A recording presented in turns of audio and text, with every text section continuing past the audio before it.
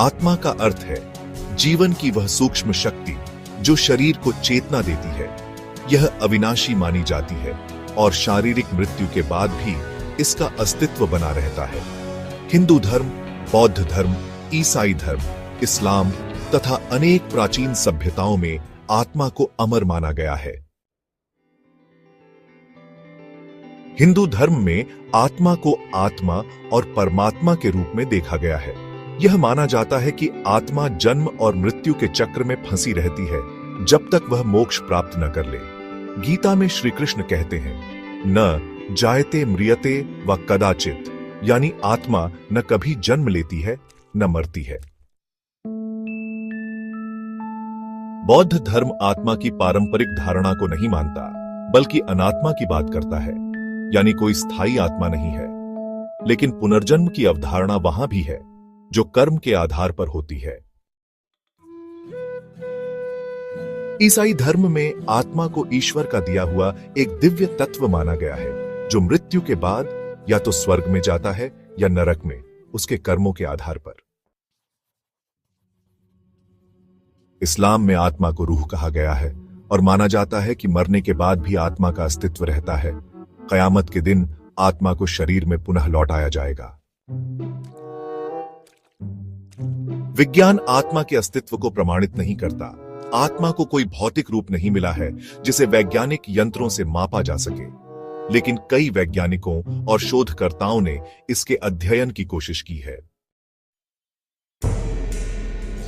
कई लोग जो मृत्यु के करीब पहुंचे, उन्होंने सुरंग जैसी रोशनी देखने, शरीर से बाहर निकलने और दिव्य उपस्थिति का अनुभव करने की बात कही है।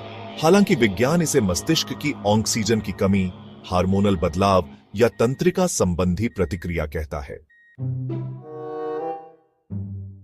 1907 में डॉ मैकडूगल ने मरते समय शरीर के वजन में 21 ग्राम की कमी पाई और कहा कि यही आत्मा का वजन हो सकता है। हालांकि यह प्रयोग वैज्ञानिक रूप से विश्वसनीय नहीं माना जाता। कुछ वैज्ञानिकों का मानना है कि चेतना एक ऊर्जा है जो शरीर से अलग हो सकती है, परंतु यह अभी भी सैद्धांतिक है और प्रमाणित नहीं। परामनोविज्ञान, पैराप्साइकोलॉजी, एक ऐसी शाखा है जो आत्मा, भूत प्रेत, टेलीपैथी, पुनर्जन्म आदि विषयों पर अध्ययन करती है। कई रिसर्चरों ने आत्मा के अस्तित्व पर शोध किया है, जैसे डॉ स्टीवेंसन ने दुनिया भर के 2500 से अधिक बच्चों का अध्ययन किया, जिन्होंने अपने पिछले जन्म की यादें साझा की।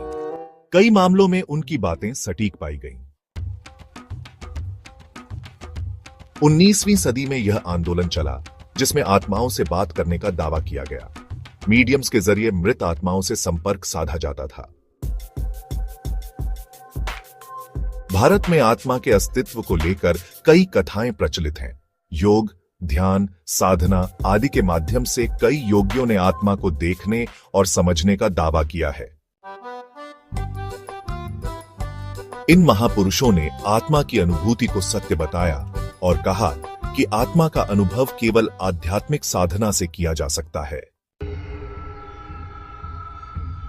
भारतीय लोक कथाओं में आत्माएं भटकती हैं, कोई अधूरी इच्छा के कारण तो कोई असमय मृत्यु के कारण। तांत्रिक परंपरा में आत्माओं को साधने की विद्या का भी उल्लेख मिलता है। लाखों लोग निकट मृत्यु अनुभवों का अनुभव कर चुके हैं। पुनर्जन्म की घटनाओं में बच्चों द्वारा कही गई बातें प्रमाणित हुई हैं। हर धर्म आत्मा के अस्तित्व को मानता है। ध्यान या समाधि में आत्मा की अनुभूति की बात कही जाती है। आत्मा को कोई वैज्ञानिक उपकरण से नहीं देखा या मापा जा सका है। निकट मृत्यु अनुभवों का कारण मस्तिष्क की जैव रासायनिक प्रक्रिया भी हो सकती है। पुनर्जन्म के मामले भी भ्रम या याददाश्त की त्रुटि हो सकते हैं।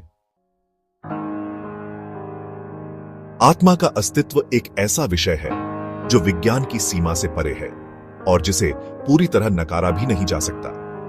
यह एक ऐसा रहस्य है जिसे केवल अनुभव किया जा सकता है, सिद्ध नहीं।